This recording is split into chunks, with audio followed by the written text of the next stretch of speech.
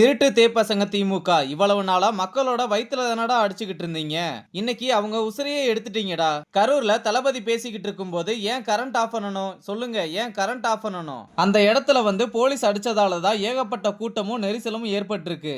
நீங்க என்ன பண்ணீங்க சொல்லுங்க? உங்க கூட்டத்துல மட்டும் பாதுகாப்பு கரெக்டா போடுறீங்க. இதுல மட்டும் ஏன் இவருக்கு பிரச்சனையாக்கணும்னு இதெல்லாம் பண்றீங்களா?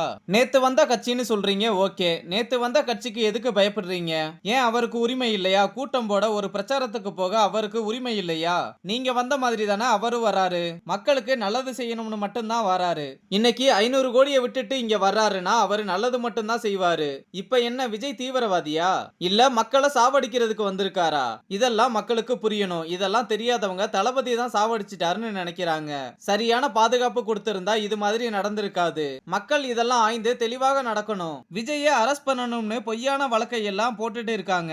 அவருக்கு ஒண்ணுனா பார்த்துட்டு சும்மா இருக்க மாட்டோம். அவ்வளவுதானு மிரட்டல் விடும் தோனியில் ஒரு இளைஞர் பேசியிருக்கிறார். இந்த வீடியோவுக்கு பலரும் ஆதாரம் இல்லாமல் ஒரு கட்சியை குற்றம் சாட்டுவது தவறு என கண்டனம் தெரிவித்து வருகின்றனர்.